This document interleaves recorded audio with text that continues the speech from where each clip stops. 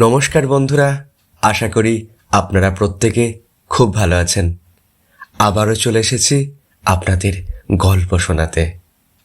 আজকে যে গল্প আপনাদের শোনাবো তা শুনে আপনাদের শৈশবে ফিরতেই হবে, নস্টালজিক হতেই হবে।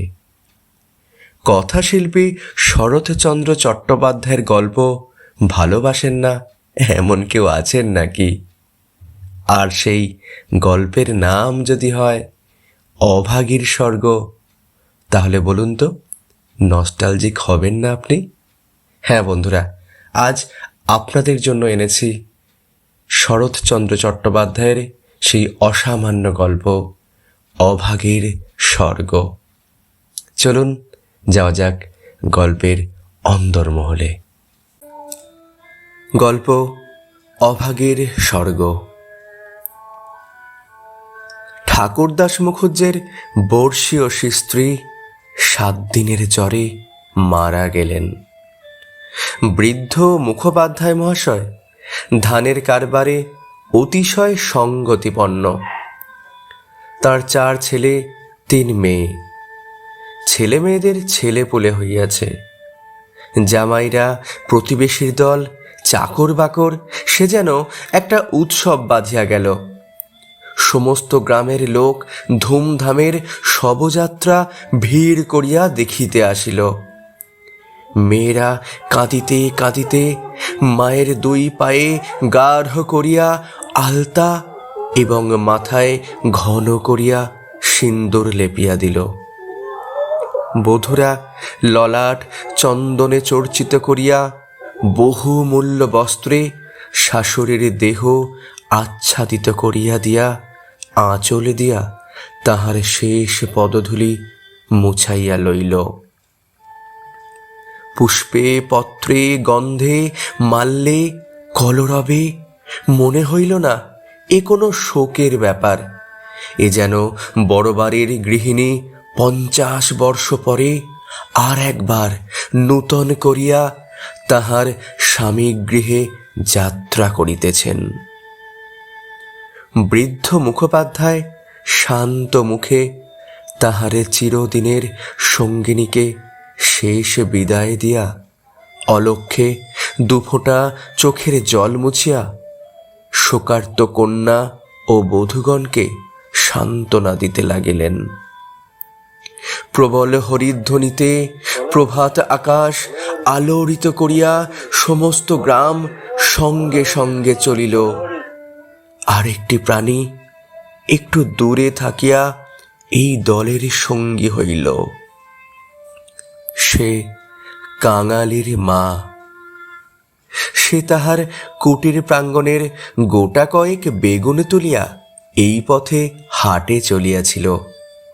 এই দৃশ্য দেখিয়া আর নড়িতে পারিল না। রহিল তাহার হাটে যাওয়া, রহিল তাহার আঁচলে বেগুন বাঁধা। সে চোখের জল মুছিতে মুছিতে সকলের পিছনে শ্মশানে আসিয়া উপস্থিত হইল। গ্রামের একান্তে গরুর নদীর তীরে শ্মশান। সেখানে পূর্বাহ্নেই কাঠের ভার, চন্দনের টুকরা, ঘৃত, মধু, ধূপ, ধূনা প্রভৃতি উপকরণ সঞ্চিত হইয়াছিল। কাঙালির মা ছোট জাত, দুলের মেয়ে বলিয়া কাছে যাইতে সাহস পাইল না। তফাতে একটা উঁচু ঢিপির মধ্যে দাঁড়াইয়া সমস্ত অন্ত্যেষ্টিক্রিয়া প্রথম হইতে শেষ পর্যন্ত উৎসুক আগ্রহে চোখ মেলিয়া দেখিতে লাগিল। প্রশস্ত ও পর্যাপ্ত চিতার পরে যখন সব স্থাপিত করা হইল, তখন তাহার রাঙা পা দুখানি দেখিয়া তাহার 2 চক্ষু জুড়াইয়া গেল। ইচ্ছা হইল ছুটিয়া গিয়া 1 বিন্দু আলতা মুছাইয়া লইয়া মাথায় দেয়। বহু কণ্ঠের হরিধ্বনির সহিত পুত্রহস্তের মন্ত্রপুত অগ্নি যখন সংযোজিত হইল, তখন তাহার চোখ দিয়া ঝরঝর করিয়া জল পড়িতে লাগিল। মনে মনে বারংবার বলিতে লাগিল, ভাগ্যিমানী মা, তুমি যাচ্ছ স্বর্গে, আমাকেও আশীর্বাদ করে যাও, আমিও যেন এমনি কাঙালির হাতের আগুনটুকু পাই। ছেলের হাতের আগুন, সে তো সোজা কথা নয়। স্বামী, পুত্র, কন্যা, নাতি নাতনি, দাস দাসী, পরিজন, সমস্ত সংসার উজ্জ্বল রাখিয়া এই যে স্বর্গারোহণ দেখিয়া তাহার বুক ফুলিয়া ফুলিয়া উঠিতে লাগিল। এই সৌভাগ্যের সে যেন আর ইয়ত্তা করিতে পারিল না। সদ্য প্রজ্বলিত চিতার অজস্র ধোঁয়া নীল রঙের ছায়া ফেলিয়া ঘুরিয়া ঘুরিয়া আকাশে উঠিতেছিল। কাঙালির মা ইহারি মধ্যে ছোট একখানি রথের চেহারা যেন স্পষ্ট দেখিতে পাইল। গায়ে তাহার কত না ছবি আঁকা, চূড়ায় তাহার কত না লতা পাতা জড়ানো, ভিতরে কে যেন বসিয়া আছে। মুখ তাহার চেনা যায় না, কিন্তু সিথায় তাহার সিঁদুরের রেখা, পদতলে দুটি আলতায় রাঙানো। ঊর্ধ্ব দৃষ্টে চাহিয়া কাঙালির মায়ের দুই চোখে অশ্রুর ধারা বহিতেছিল। এমন সময়ে একটি বছর 14-15 ছেলে তাহার আঁচলে টান দিয়া কহিল, হেথায় তুই দাঁড়িয়ে আছিস মা, ভাত রাঁধবি নে? মা চমকিয়া ফিরিয়া চাহিয়া কহিল, রাঁধবো ক্ষণ রে। হঠাৎ উপরে অঙ্গুলি নির্দেশ করিয়া ব্যগ্র স্বরে কহিল, দেখ দেখ বাবা, বামুন মা ওই রথে চড়ে স্বর্গে যাচ্ছে। ছেলে বিস্ময়ে মুখ তুলিয়া কহিল, কই? ক্ষণকাল নিরীক্ষণ করিয়া শেষে বলিল, তুই খেপেছিস, ও তো ধোঁয়া। রাগ করিয়া কহিল, বেলা দুপুর বাজে, আমার খিদে পায় না বুঝি? এবং সঙ্গে সঙ্গে মায়ের চোখে জল লক্ষ্য করিয়া বলিল, বামুনদের গিন্নি মরছে, তুই কেন কেঁদে মরিস মা? কাঙালির মার এতক্ষণে হুঁশ হইল। পরের জন্য শ্মশানে দাঁড়াইয়া এইভাবে অশ্রুপাত করায় সে মনে মনে লজ্জা পাইল। এমনকি ছেলের অকল্যাণের আশঙ্কায় মুহূর্তে চোখ মুছিয়া ফেলিয়া একটুখানি হাসিবার চেষ্টা করিয়া বলিল, কাঁদবো? কিসের জন্য রে? চোখে ধোঁয়া লেগেছে, বই তো নয়। হ্যাঁ, ধো লেগেছে বই তো না, তুই তো কাঁদতেছিলি। মা আর প্রতিবাদ করিল না। ছেলের হাত ধরিয়া ঘাটে নামিয়া নিজেও স্নান করিল, কাঙালিকেও স্নান করাইয়া ঘরে ফিরিল। শ্মশান সৎকারের শেষটুকু দেখা আর তার ভাগ্যে ঘটিল না। সন্তানের নামকরণকালে পিতামাতার মূঢ়তায় বিধাতা পুরুষ অন্তরিক্ষে থাকিয়া অধিকাংশ সময়ে শুধু হাস্য করিয়াই ক্ষান্ত হন না, তীব্র প্রতিবাদ করেন। তাই তাহাদের সমস্ত জীবনটা তাহাদের নিজের নামগুলোকেই যেন আমরণ ভ্যাংচাইয়া চলিতে থাকে। কাঙালির মার জীবনের ইতিহাস ছোট, কিন্তু সেই ছোট্ট কাঙালে জীবনটুকু বিধাতার এই পরিহাসের দায় হইতে অব্যাহতি লাভ করিয়াছিল।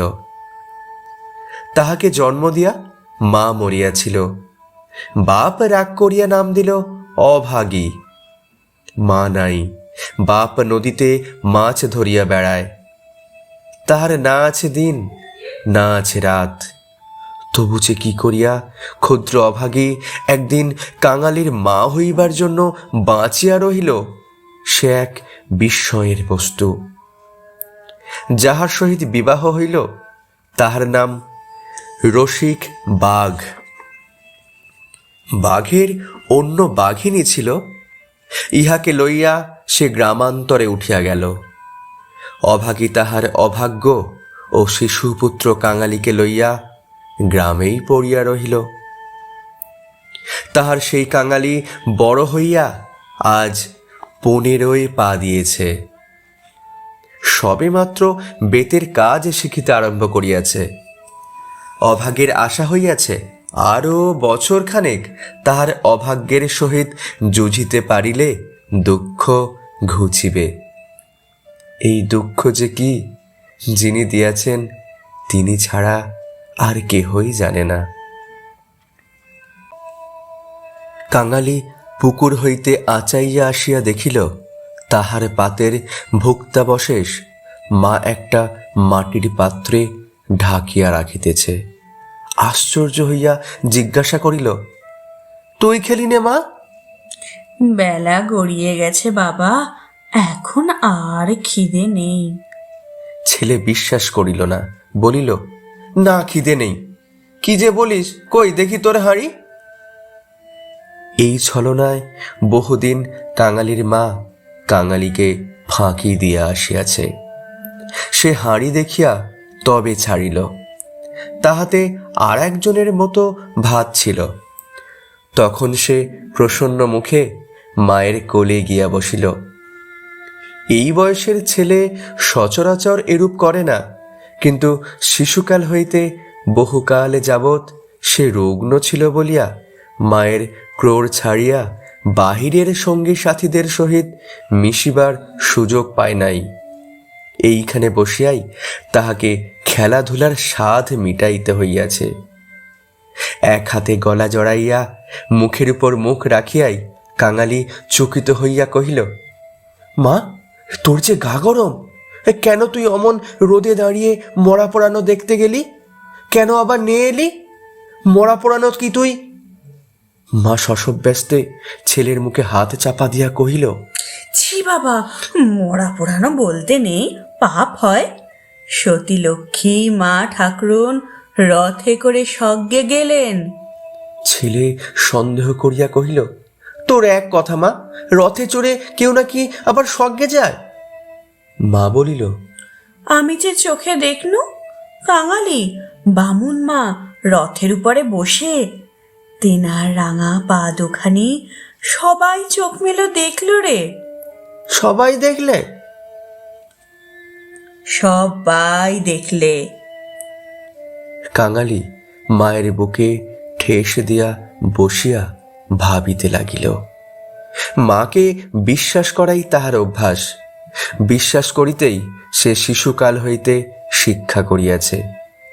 সেই মা যখন বলিতেছে সবাই চোখ মেলিয়া এত বড় ব্যাপার দেখিয়াছে, তখন অবিশ্বাস করিবার আর কিচ্ছু নাই। খানিক পরে আস্তে আস্তে কহিল, তাহলে তুইও তো মা স্বর্গে যাবি? বিন্দির মা সেদিন রাখালের পিসিকে বলতেছিল, ক্যাংলার মার মতো সতীলক্ষ্মী আর দুলে পাড়ায় নেই। কাঙালির মা চুপ করিয়া রহিল। কাঙালি তেমনি ধীরে ধীরে কহিতে লাগিল, বাবা যখন তোরে ছেড়ে দিলে, তখন তোরে কত লোকে তো নিকে করতে সাধাসাধি করলে, কিন্তু তুই বললি না। বললি ক্যাঙালি বাঁচলে আমার দুঃখ ঘুচবে। আবার নিকে করতে যাব কিসের জন্য? হ্যাঁ মা, তুই নিজে নিকে করলে আমি কোথায় থাকতুম? আমি হয়তো না খেতে পেয়ে এতদিনে কবে মরে যেতুম। মা ছেলেকে দুই হাতে বুকে চাপিয়া ধরিল। বস্তুত সেদিন তাহাকে এ পরামর্শ কম লোকে দেয় নাই, এবং যখন সে কিছুতেই রাজি হইল না, তখন উৎপাত উপদ্রব তাহার প্রতি সামান্য হয় নাই। সেই কথা স্মরণ করিয়া অভাগীর চোখ দিয়া জল পড়িতে লাগিল। ছেলে হাত দিয়া মুছাইয়া দিয়া বলিল, ক্যাতাটা পেতে দেব মা, শুবি? মা চুপ করিয়া রহিল। কাঙালি মাদুর পাতিল, কাঁথা পাতিল, মাচার উপর হইতে ছোট বালিশটি পাড়িয়া দিয়া হাত ধরিয়া তাহাকে বিছানায় টানিয়া লইয়া যাইতে মা কহিল, কাঙালি, আজ তোর আর কাজে গিয়ে কাজ নাই? কাজ কামাই করিবার প্রস্তাব কাঙালির খুব ভালো লাগিল, কিন্তু কহিল, জল পানির পয়সা দুটো তাহলে তো দেবে না মা? না দিককে, আয় তোকে রূপকথা বলি। আর প্রলুব্ধ করিতে হইল না। কাঙালি তৎক্ষণাৎ মায়ের বুক ঘেঁষিয়া শুইয়া পড়িয়া কহিল, বল তাহলে, রাজপুত্তর, কোটালপুত্তর আর সেই পক্ষীরাজ ঘোড়া? অভাগী রাজপুত্র, কোটালপুত্র আর পক্ষীরাজ ঘোড়ার কথা দিয়া গল্প আরম্ভ করিল। এ সকল তাহার পরের কাছে কত দিনের শোনা এবং কত দিনের বলা উপকথা। কিন্তু মুহূর্ত কয়েক পরে কোথায় গেল তাহার রাজপুত্র আর কোথায় গেল তাহার কোটালপুত্র? সে এমন উপকথা শুরু করিল যাহা পরের কাছে তাহার শেখা নয়, নিজের সৃষ্টি। জ্বর তাহার যত বাড়িতে লাগিল, উষ্ণ রক্তস্রোত যত দ্রুত বেগে মস্তিষ্কে বহিতে লাগিল, ততই সে যেন নব নব উপকথার ইন্দ্রজাল রচনা করিয়া চলিতে লাগিল। তাহারে বিরাম নাই, বিচ্ছেদ নাই। কাঙালির স্বল্প দেহ বারে বারে রোমাঞ্চিত হইতে লাগিল। ভয়ে, বিস্ময়ে, পুলকে সে সজোরে মায়ের গলা জড়াইয়া তাহার বুকের মধ্যে যেন মিশিয়া যাইতে চাহিল। বাহিরে বেলা শেষ হইল, সূর্য অস্ত গেল। সন্ধ্যার ম্লান ছায়া গাঢ়তর হইয়া চরাচর ব্যপ্ত করিল। কিন্তু ঘরের মধ্যে আজ আর দীপ জ্বলিল না। গৃহস্থের শেষ কর্তব্য সমাধা করিতে কেহ উঠিল না। নিবিড় অন্ধকারে কেবল রুগ্ন মাতার অবাধ গুঞ্জন নিস্তব্ধ পুত্রের কর্ণে সুধা বর্ষণ করিয়া চলিতে লাগিল। সেই শ্মশান ও শ্মশান যাত্রার কাহিনী, সেই রথ, সেই রাঙা পা দুটি, সেই তার স্বর্গে যাওয়া। কেমন করিয়া শোকার্ত স্বামী শেষ পদধূলি দিয়া কাঁদিয়া বিদায় দিলেন, কি করিয়া হরিধ্বনি দিয়া ছেলেরা মাতাকে বহন করিয়া লইয়া গেল। তারপরে সন্তানের হাতের আগুন। সে আগুন তো আগুন নয় কাঙালি, সে তো হরি। তার আকাশ জোড়া ধুয়ো তো ধুয়ো নয় বাবা, সেই তো স্বর্গের রথ। কাঙালি চরণ বাবা আমার। কেন মা? তোর হাতের আগুন যদি পাই বাবা, বামুন মার মতো আমিও স্বর্গে যেতে পারবো। কাঙালি অস্ফুটে শুধু কহিল, যা, বলতে নেই। মা সে কথা বোধ করি শুনিতেও পাইল না। তপ্ত নিঃশ্বাস ফেলিয়া বলিতে লাগিল, ছোট জাত বলে তখন কিন্তু কেউ ঘেন্না করতে পারবে না। দুঃখী বলে কেউ ঠেকিয়ে রাখতে পারবে না। ইস, ছেলের হাতের আগুন, রথকে যে আসতেই হবে। ছেলে মুখের উপর মুখ রাখিয়া ভগ্ন কণ্ঠে কহিল, বলিস নে মা, বলিস নে, আমার বড্ড ভয় করে। মা কহিল, আর দেখ কাঙালি, তোর বাবাকে একবার ধরে আনবি। অমনি যেন পায়ের ধুলো মাথায় দিয়ে আমাকে বিদায় দেয়। অমনি পায়ে আলতা, মাথায় সিঁদুর দিয়ে। কিন্তু কে বা দেবে? তুই দিবি না রে কাঙালি? তুই আমার ছেলে, তুই আমার মেয়ে, তুই আমার সব। বলিতে বলিতে সে ছেলেকে একেবারে বুকে চাপিয়া ধরিল। অভাগীর জীবননাট্যের শেষ অঙ্ক পরিসমাপ্ত হইতে চলিল। বিস্তৃতি বেশি নয়, সামান্যই।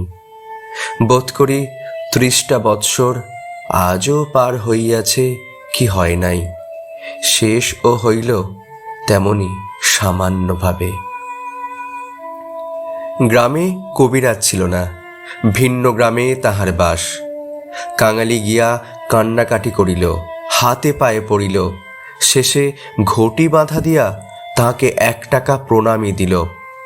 তিনি আসিলেন না, গোটা চারেক বড়ি দিলেন। তাহার কত কি আয়োজন! খল, মধু, আদার সত্ত্ব, তুলসী পাতার রস। কাঙালির মা ছেলের প্রতি রাগ করিয়া বলিল, কেন তুই আমাকে না বলে ঘটি বাধা দিতে গেলি বাবা?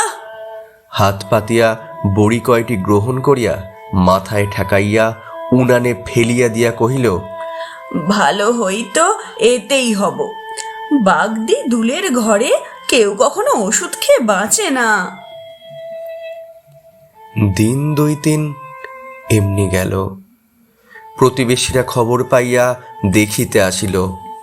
যে যাহা মুষ্টিযোগ জানিত, হরিণের সিংহসা জল, গেটে কড়ি পুড়াইয়া মধুতে মারিয়া চাটাইয়া দেওয়া ইত্যাদি অব্যর্থ ঔষধের সন্ধান দিয়া যে যাহার কাজে গেল। ছেলে মানুষ কাঙালি ব্যতিব্যস্ত হইয়া উঠিতে মা তাহাকে কাছে টানিয়া লইয়া কহিল, কোপরেজের বড়িতে কিছু হলো না বাবা, আর ওদের ওষুধে কাজ হবে। আমি এমনি ভালো হব। কাঙালি কাঁদিয়া কহিল, তুই বড়ি তো খেলি নে মা, উনুনে ফেলে দিলি, এমনি কেউ ছাড়ে? আমি এমনি সেরে যাব। তার চেয়ে তুই দুটো ভাতে ভাত ফুটিয়ে নিয়ে খা দেখি, আমি চেয়ে দেখি। কাঙালি এই প্রথম অপটু হস্তে ভাত রাঁধিতে প্রবৃত্ত হইল।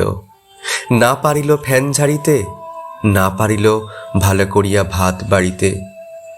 উনান তাহার জ্বলে না, ভিতরে জল পড়িয়া ধোঁয়া হয়। ভাত ঢালিতে চারিদিকে ছড়াইয়া পড়ে। মায়ের চোখ ছল ছল করিয়া আসিল।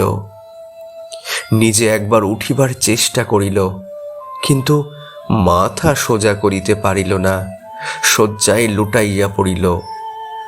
খাওয়া হইয়া গেলে ছেলেকে কাছে লইয়া কি করিয়া কি করিতে হয় বিধিমতে উপদেশ দিতে গিয়া তাহার ক্ষীণ কণ্ঠ থামিয়া গেল। চোখ দিয়া কেবল অবিরল ধারে জল পড়িতে লাগিল। গ্রামে ঈশ্বর নাপিত নারী দেখিতে জানিত। পরদিন সকালে সে হাত দেখিয়া তাহারই সম্মুখে মুখ গম্ভীর করিল, দীর্ঘ নিঃশ্বাস ফেলিল এবং শেষে মাথা নাড়িয়া উঠিয়া গেল। কাঙালির মা ইহার অর্থ বুঝিল, কিন্তু তাহার ভয় হইল না। সকলে চলিয়া গেলে সে ছেলেকে কহিল, এইবার একবার তাকে ডেকে আনতে পারিস বাবা? কাকে মা? ওই যে রে, ও গায়ে যে উঠে গেছে। কাঙালি বুঝিয়া কহিল, বাবাকে? অভাগী চুপ করিয়া রহিল। কাঙালি বলিল, সে আসবে কেন মা? অভাগীর নিজেরই যথেষ্ট সন্দেহ ছিল। আস্তে আস্তে কহিল, গিয়ে বলবি মা শুধু একটু তোমার পায়ের ধুলো চায়। সে তখনই যাইতে উদ্যত হইলে সে তাহার হাতটা ধরিয়া ফেলিয়া বলিল, একটু কাঁদা কাটা করিস বাবা, বলিস মা যাচ্ছে। একটু থামিয়া কহিল, ফেরবার পথে নাপতে বৌদির কাছ থেকে একটু আলতা চেয়ে আনিস কাঙালি, আমার নাম করলেই সে দেবে। আমাকে বড় ভালোবাসে। ভালো তাহাকে অনেকেই বাসিত। জ্বর হওয়া অবধি মায়ের মুখে সে এই কয়টা জিনিসের কথা এতবার এত রকম করিয়া শুনিয়াছে, সে সেইখান হইতে কাঁদিতে কাঁদিতে যাত্রা করিল। পরদিন রসিকদুলে সময় মতো যখন আসিয়া উপস্থিত হইল, তখন অভাগীর আর বড় জ্ঞান নেই। মুখের পরে মরণের ছায়া পড়িয়াছে। চোখের দৃষ্টি এ সংসারের কাজ সারিয়া কোথায় কোন অজানা দেশে চলিয়া গেছে।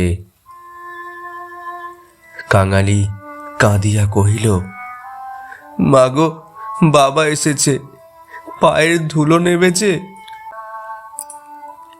মা হয়তো বুঝিল, হয়তো বুঝিল না, হয়তোবা তাহার গভীর সঞ্চিত বাসনা সংস্কারের মতো তাহার আচ্ছন্ন চেতনায় ঘা দিল। এই মৃত্যু পথযাত্রী তাহার অবশ বাহুখানি শয্যার বাহিরে বাড়াইয়া হাত পাতিল। রসিক হতবুদ্ধির মতো দাঁড়াইয়া রহিল। পৃথিবীতে তাহারও পায়ের ধুলার প্রয়োজন আছে, ইহাও কেহ নাকি চাহিতে পারে, তাহা তাহার কল্পনার অতীত। বিন্দির পিসি দাঁড়াইয়াছিল। সে কহিল, দাও বাবা, দাও, একটু পায়ের ধুলো দাও। রসিক অগ্রসর হইয়া আসিল। জীবনে যে স্ত্রীকে সে ভালোবাসা দেয় নাই, অসন বসন দেয় নাই, কোনো খোঁজ খবর করে নাই, মরণকালে তাহাকে সে শুধু একটু পায়ের ধুলা দিতে গিয়া কাঁদিয়া ফেলিল। রাখালের মা বলিল, এমন সতীলক্ষ্মী বামুন কায়েতের ঘরে না জন্মে ও আমাদের দুলের ঘরে জন্মালো কেন? এইবার ওর একটু গতি করে দাও বাবা। কাঙালের হাতের আগুনের লোভে ও যে প্রাণটা দিলে। অভাগীর অভাগ্যের দেবতা অগোচরে বসিয়া কি ভাবিলেন জানি না, কিন্তু ছেলে মানুষ কাঙালির বুকে গিয়া এ কথা যেন তীরের মতো বিঁধিল। সেদিনের বেলাটা কাটিল, প্রথম রাত্রিটাও কাটিল, কিন্তু প্রভাতের জন্য কাঙালির মা আর অপেক্ষা করিতে পারিল না। কি জানি, এত ছোট জাতের জন্যেও স্বর্গে রথের ব্যবস্থা আছে কিনা, কিংবা অন্ধকারে পায়ে হাঁটিয়াই তাহাদের রওনা হইতে হয়। কিন্তু এটা বুঝা গেল, রাত্রি শেষ না হইতেই এ দুনিয়া সে ত্যাগ করিয়া গেছে। কুটির প্রাঙ্গণে একটা বেলগাছ। একটা কুড়ুল চাহিয়া আনিয়া রসিক তাহাতে ঘা দিয়াছে কি দেয় নাই, জমিদারের দারোয়ান কোথা হইতে ছুটিয়া আসিয়া তাহার গালে সশব্দে একটা চর কষাইয়া দিল। কুড়ুল কাড়িয়া লইয়া কহিল, সালা, এ তোর বাপের গাছ আছে যে কাটতে লেগেছিস? রসিক গালে হাত বুলাইতে লাগিল। কাঙালি কাঁদো কাঁদো হইয়া বলিল, বা, এ যে আমার মায়ের হাতে পোতা গাছ দারোয়ানজি, বাবাকে খামোকে তুমি মারলে কেন? হিন্দুস্থানি দারোয়ান তাহাকেও একটা অশ্রাব্য গালি দিয়া মারিতে গেল, কিন্তু সে নাকি তাহার জননীর মৃতদেহ স্পর্শ করিয়া বসিয়াছিল, তাই অশৌচের ভয়ে তাহার গায়ে হাত দিল না। হাঁকাহাঁকিতে একটা ভিড় জমিয়া উঠিল। কেহই অস্বীকার করিল না যে বিনা অনুমতিতে রসিকের গাছ কাটিতে যাওয়াটা ভালো হয় নাই। তাহারাই আবার দারোয়ানজির হাতে পায়ে পড়িতে লাগিল। তিনি অনুগ্রহ করিয়া যেন একটা হুকুম দেন, কারণ অসুখের সময় যে কেহ দেখিতে আসিয়াছে, কাঙালির মা তাহারই হাতে ধরিয়া তাহার শেষ অভিলাষ ব্যক্ত করিয়া গেছে। দারোয়ানও ভুলিবার পাত্র নহে। সে হাত মুখ নাড়িয়া জানাইল এ সকল চালাকি তাহার কাছে খাটবে না। জমিদার স্থানীয় লোক নহেন। গ্রামে তাহার একটা কাছারি আছে। গোমস্তা অধর রায় তাহার কর্তা। লোকগুলো যখন হিন্দুস্থানিটার কাছে ব্যর্থ অনুনয় বিনয় করিতে লাগিল, কাঙালি ঊর্ধ্বশ্বাসে দৌড়িয়া একেবারে কাছারি বাড়িতে আসিয়া উপস্থিত হইল। সে লোকের মুখে মুখে শুনিয়াছিল পিয়াদারা ঘোষ লয়। তাহার নিশ্চয় বিশ্বাস হইল অত বড় অসঙ্গত অত্যাচারের কথা যদি কর্তার গোচর করিতে পারে, ইহার প্রতিবিধান না হইয়া পারে না। হায় রে অনভিজ্ঞ! বাংলাদেশের জমিদার ও তাহার কর্মচারীকে সে চিনিত না। সদ্য মাতৃহীন বালক শোকে ও উত্তেজনায় উদ্ভ্রান্ত হইয়া একেবারে উপরে উঠিয়া আসিয়াছিল। অধর রায় সেইমাত্র সন্ধ্যাহ্নিক ও যৎসামান্য জল যোগান্তে বাহিরে আসিয়াছিলেন। বিস্মিত ও ক্রুদ্ধ হইয়া কহিলেন, কে রে? আমি কাঙালি। দারোয়ানজি আমার বাবাকে মেরেছে। বেশ করেছে, হারামজাদা খাজনা দেয়নি বুঝি? কাঙালি কহিল, না বাবু মশাই, বাবা গাছ কাটতেছিল, আমার মা মরেছে। বলিতে বলিতে সে আর কান্না চাপিতে পারিল না। সকালবেলা এই কান্নাকাটিতে অধর অত্যন্ত বিরক্ত হইলেন। ছোড়াটা মরা ছুঁইয়া আসিয়াছে, কি জানি এখানকার কিছু ছুঁইয়া ফেলিল নাকি। ধমক দেয়া বলিলেন, মা মরেছে তো যা নিচে নেবে দাঁড়া। ওরে কে আছিস রে? এখানে একটু গোবর জল ছড়িয়ে দে। কি জাতের ছেলে তুই? কাঙালি সভয়ে প্রাঙ্গণে নামিয়া দাঁড়াইয়া কহিল, আমরা দুলে। অধর কহিলেন, দুলে? দুলের মরায় কাঠ কি হবে শুনি? কাঙালি বলিল, মাঝে আমাকে আগুন দিতে বলে গেছে। তুমি জিজ্ঞেস করো না বাবু মশাই, মাঝে সবাইকে বলে গেছে, সকলে শুনেছে যে। মায়ের কথা বলিতে গিয়া তাহার অনুক্ষণের সমস্ত উপরোধ অনুরোধ মুহূর্তে স্মরণ হইয়া কণ্ঠ যেন তাহার কান্নায় ফাটিয়া পড়িতে চাহিল। অধর কহিলেন, মাকে পড়াবি তো গাছের দাম 5 টাকা আনগে। পারবি? কাঙালি জানিত তাহা অসম্ভব। তাহার উত্তরীয় কিনিবার মূল্যস্বরূপ তাহার ভাত খাইবার পিতলের কাঁসিটি বিন্দির পিসি 1 টাকায় বাঁধা দিতে গিয়াছে, সে চোখে দেখিয়া আসিয়াছে। সে ঘাড় নাড়িল, বলিল, না। অধর মুখখানা অত্যন্ত বিকৃত করিয়া কহিলেন, না তো মাকে নিয়ে নদীর চড়ায় পুঁতে ফেলগে যা। কার বাবার গাছে তোর বাপ কুড়ুল ঠেকাতে যায়? পাজি হতভাগা লজ্জার কথাকার। কাঙালি বলিল, সে যে আমাদের উঠানের গাছ বাবু মশাই, সে যে আমার মায়ের হাতে পোতা গাছ। হাতে পোতা গাছ? পারে বেটাকে গলা ধাক্কা দিয়ে বার করে দে তো। পাড়ে আসিয়া গলা ধাক্কা দিল এবং এমন কথা উচ্চারণ করিল যাহা কেবল জমিদারের কর্মচারীরাই পারে। কাঙালি ধুলা ঝাড়িয়া উঠিয়া দাঁড়াইল, তারপর ধীরে ধীরে বাহির হইয়া গেল। কেন যে সে মার খাইল, কি তাহার অপরাধ, ছেলেটা ভাবিয়াই পাইল না। গোমস্তার নির্বিকার চিত্তে দাগ পর্যন্ত পড়িল না। পড়িলে এ চাকরি তাহার জুটিত না। কহিলেন, পরেশ দেখো তো হে, এ বেটার খাজনা বাকি পড়েছে কিনা। থাকে তো জাল টাল কিছু একটা কেড়ে এনে যেন রেখে দেয়, হারামজাদা পালাতে পারে। মুখুজ্জে বাড়িতে শ্রাদ্ধের দিন, মাঝে কেবল একটা দিন মাত্র বাকি। সমারোহের আয়োজন গৃহিণীর উপযুক্ত করিয়াই হইতেছে। বৃদ্ধ ঠাকুরদাস নিজে তত্ত্বাবধান করিয়া ফিরিতেছিলেন। কাঙালি আসিয়া তাহার সম্মুখে দাঁড়াইল, কহিল, ঠাকুরমশাই, আমার মা মরে গেছে। তুই কে? কি চাস তুই? আমি কাঙালি, মা বলে গেছে তেনাকে আগুন দিতে। তা দিগে না। কাছারির ব্যাপারটা ইতিমধ্যেই মুখে মুখে প্রচারিত হইয়া পড়িয়াছিল। একজন কহিল, ও বোধহয় একটা গাছ চায়। এই বলিয়া সে ঘটনাটা প্রকাশ করিয়া কহিল। মুখুজ্জে বিস্মিত ও বিরক্ত হইয়া কহিলেন, শোনো আবদার, আমারই কত কাঠের দরকার, কাল বাদে পরশু কাজ, যা যা, এখানে কিচ্ছু হবে না, এখানে কিচ্ছু হবে না, এখানে যা।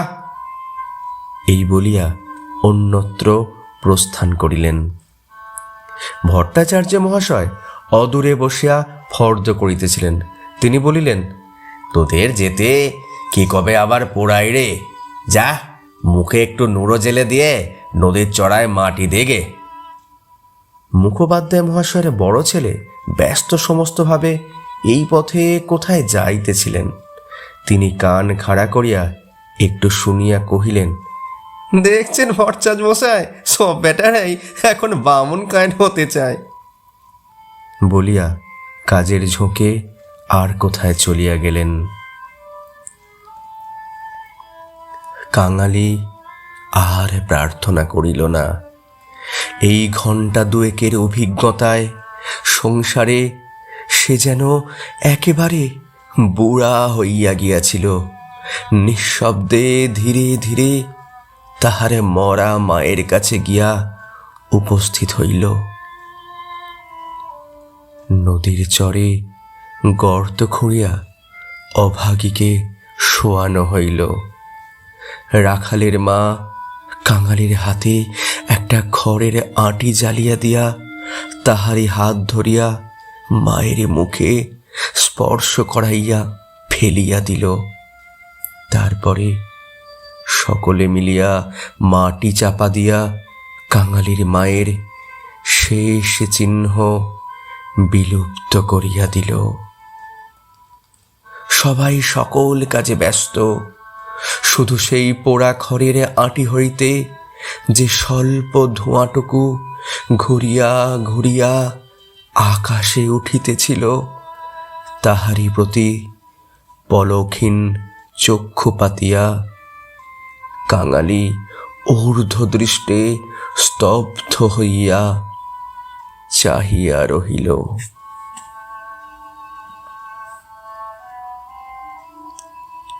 সম্পূর্ণ করলাম আজকের গল্প। কথাশিল্পী শরৎচন্দ্র চট্টোপাধ্যায়ের লেখা অভাগীর স্বর্গ গল্পটি। গল্প পাঠেছিলাম আমি পুষ্পেন্দু অধিকারী এবং নারী চরিত্রগুলিতে ছিলেন সৌমিতা অধিকারী। মিউজিক অ্যারেঞ্জমেন্টের ক্ষেত্রে সম্পূর্ণভাবে সহযোগিতা করেছেন সৌমিতা অধিকারী। এই গল্প আপনাদের কেমন লাগলো অবশ্যই জানাবেন। যারা আমাদের চ্যানেলে নতুন বা এখনও চ্যানেলটিকে সাবস্ক্রাইব করেননি, তাদের কাছে আমাদের অনুরোধ, চ্যানেলটিকে সাবস্ক্রাইব করে রাখুন। পরবর্তী গল্পগুলো সহজেই আপনাদের কাছে পৌঁছে যাবে। সকলে খুব ভালো থাকুন। দেখা হচ্ছে পরবর্তী গল্পের আসরে। নমস্কার।